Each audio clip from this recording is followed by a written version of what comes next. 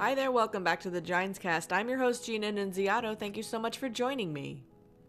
I appreciate you giving me a week off to do whatever it is that I do, but we're back, and I will be here until it's time to not be here, I guess. I've got a ton of things on my mind. I've got a million things I want to do, but in the meantime, I should be doing this and getting some thoughts out for you, and I hope that we can keep having fun here. In the meantime, I'd like you to sit back and enjoy the Ginescast number 41, Say What You Mean What You Say.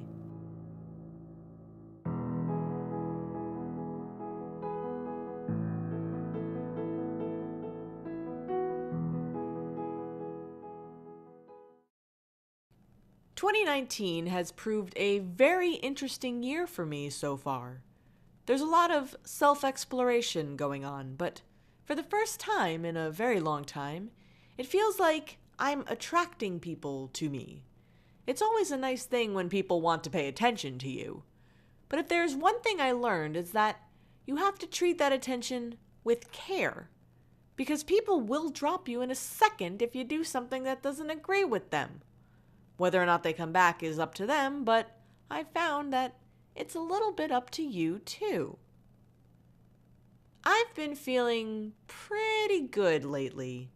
There's a lot of good things going on in my personal life. Sometimes you just have to give yourself props when appropriate.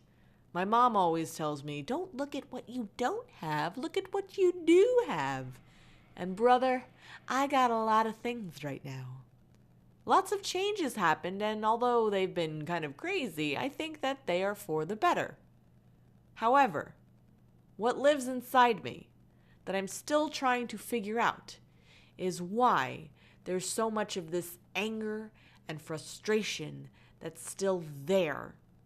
I let it simmer and I let it bubble up, and then I lash out and I give somebody the brunt of all my crazy. And that is really, it's not fair to do. It is completely unfair, and it's just mean. I don't like being the mean person. I don't like being a bitch. I don't like being a C word. But what kills me is that I thought I was in the right while being this horrible, mean, nasty, passive-aggressive, rude person that I felt like I had the potential to be, but thought I had a lid on it. And I guess I didn't.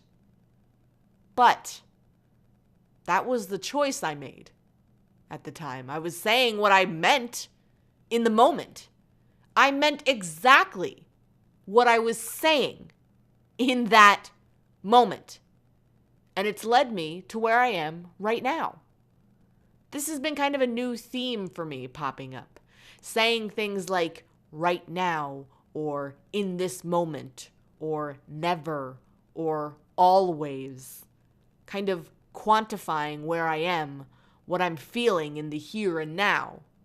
And when I say things like never or always, to me it feels like I'm looking in the future.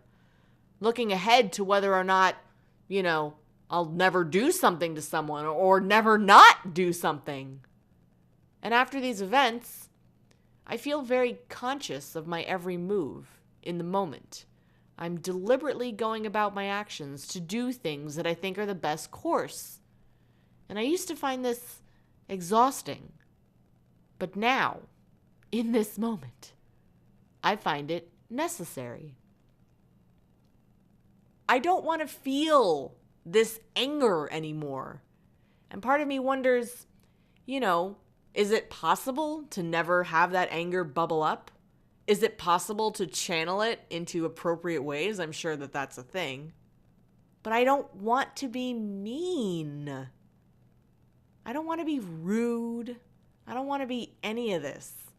I'm slowly but surely figuring out why I'm like this, what led me to this. The fear comes in when I think that I've done irreparable damage, and that's what makes me cry and sob like a crazy person. But as long as I remember that this too shall pass. I know that I'm going to be fine no matter what. Some people in this world do not possess this gift that I seem to have of self-reflection. Some people think that the mean person that they were acting like is the correct thing to do, and they will just go ahead and double down on it. Or if someone decides to call them out on it, they'll just be, you were wrong. Here's why. Let me clap back at you. I've never really been a fan of this clapping back phenomenon that's been running rampant on the internet for a few years now. And I know that roasts have been a thing for a very, very long time, but it's like we're suddenly winning the argument by being an utter asshole to one another. Either an asshole or just a smarmy jackass.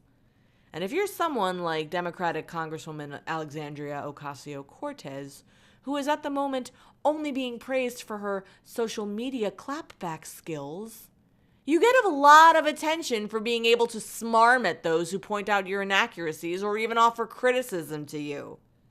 I project a lot of my bullshit onto freshman Congresswoman here because I am just upset by the fact that she's 29 years old and she's going to get this multi-million-dollar book deal to write the words "I felt" over and over again in some kind of perverse memoir where she details her 2 years in Congress.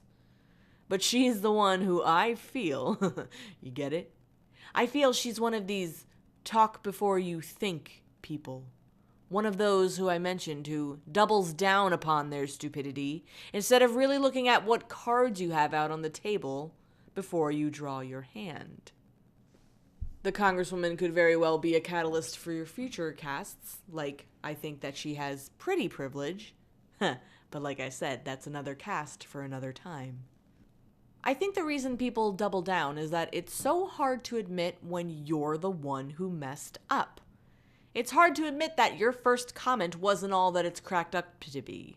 That thing that your brain had for you, it just wasn't great, and people had reason to tell you why it wasn't great. It's some kind of weird admission to say, well, maybe I didn't know everything when I first said it. And I promise you, I get why for some people that's very hard to do. But lately, it kind of feels like that's all I'm doing. I'm taking things just very carefully, choosing my words carefully, thinking and rethinking about what I'm doing, what I'm saying, who I'm saying it to. I'm just watching people go by in life, and I'm watching them say whatever it is that's on their mind because they're being quote-unquote real with it. But objectively, it looks like a bunch of teenagers who haven't learned emotion regulation yet, clucking at one another. And for what? Internet points? The high road in an argument that ends with everyone being upset rather than trying to attempt to resolve an issue? The ridiculousness that is surrounding the entire world in 2019 is really putting me off right now. And I cannot listen to another smug asshole who thinks they're the arbiter of everything good and holy. And when I get this way, I have to turn the mirror back onto myself and know that it is so not in my best interest to mimic what I hate so dearly. There's a kind of weird thing that's going on this year, and I think it all kind of came to light when the Covington kids controversy first erupted. We're doing this thing where we're internalizing a conversation or an occurrence or a feeling that happens that's projected out there in the world, in the news world, because we've got 1.5 million stories coming at us all the time. We're taking that in and we're regurgitating it out through our own life lens. But then we judge those who can't see it our way. And I think what's happening is that the loudest among us who do this on the regular, unfortunately, have the most power in the country. I could totally be off here, but being in the newsroom allows me to live in the political world, getting caught up in the swamp or just the sea of politics, as it were. Politicians are all about conversation and transference of power. That's why it seems so impossible to get a real thought out of a politician. When you see people talk, these lifelong politicians that are talking, I believe that they kind of sound like robots. They don't speak as much in feeling as they talk in talking points. It's like A lot of the time things are rehearsed because that's what their constituents would want them to say, not because that's exactly how they feel.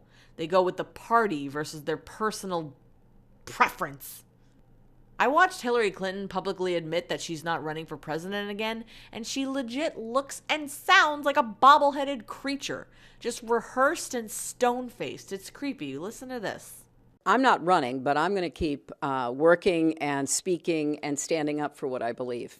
I want to be sure that people understand I'm going to keep speaking out. I'm not going anywhere.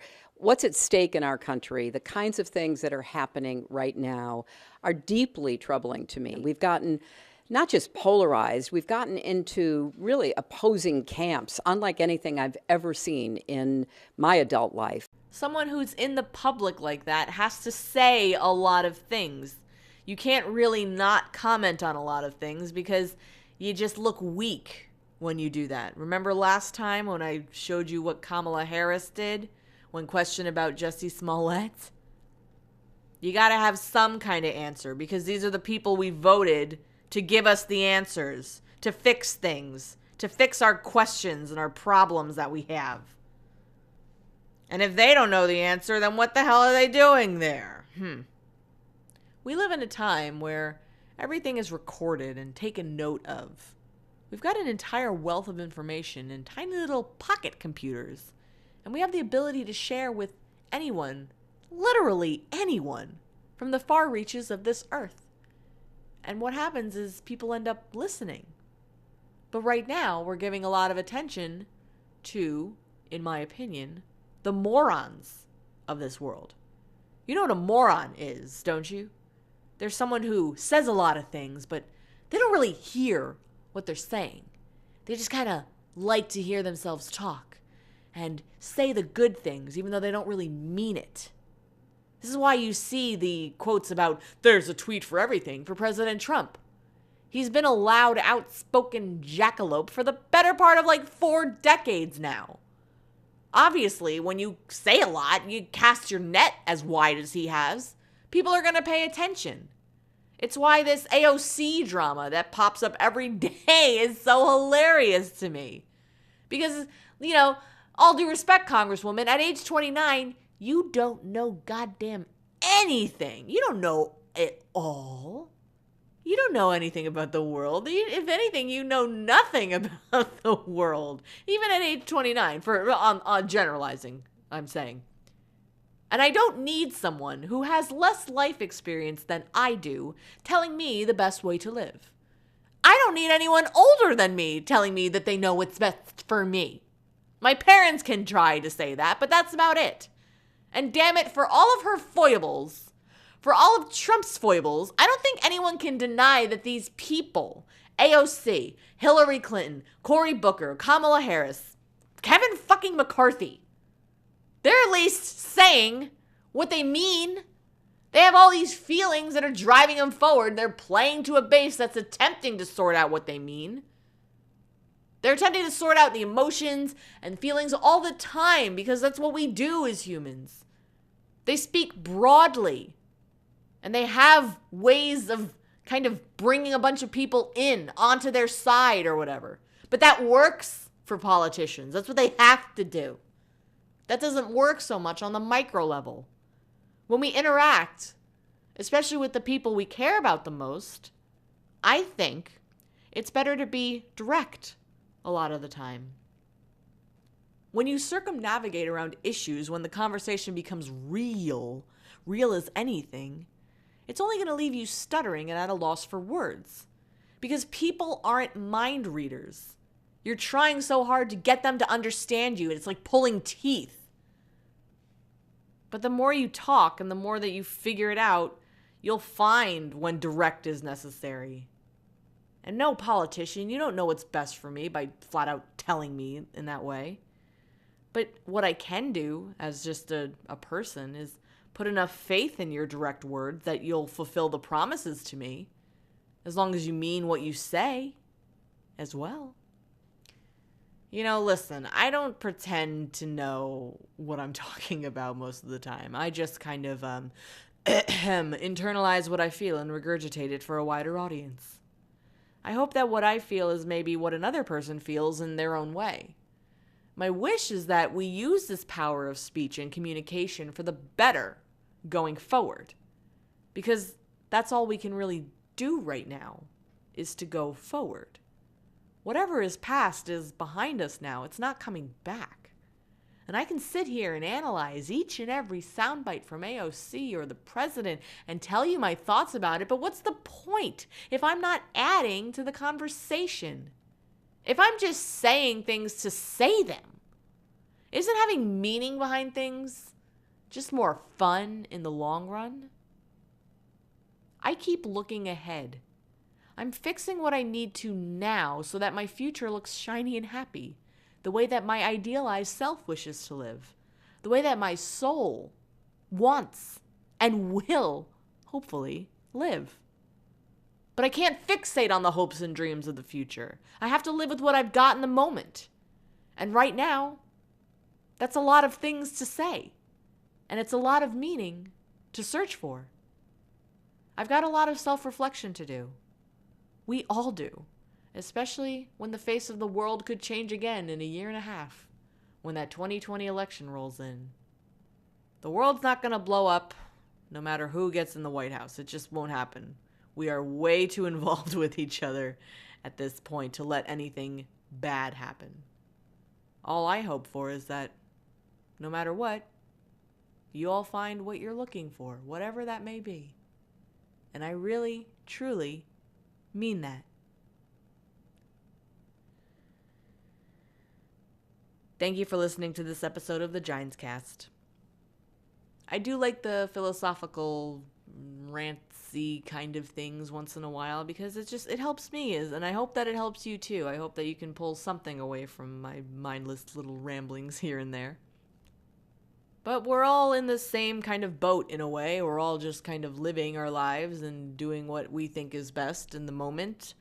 And hopefully that moment is, it's a good one, despite what does come up every so often. Hopefully that, you can learn from your mistakes and learn, what's important and what not to do the next time it rolls around, if it ever does. I don't know. I hope for good things. I don't have a bad word to say about anybody, except AOC, apparently. But we're going to keep going. I've got a million things down the line, and as I always do, and I'm having fun, and I hope you're having fun listening, and we'll just go from there. The Ginescast comes out every Wednesday at 1 p.m. Eastern Standard Time. If you like this video, please give it a like, leave a comment below, or share it with someone you think would like it. If you want more from me, you can follow me on Twitter @HelloGines or shoot me an email at gina.annunziato@gmail.com. Thank you so much for listening to this episode of the Ginescast. I'm your host, Gina Annunziato, and I'll see you next time. Take care.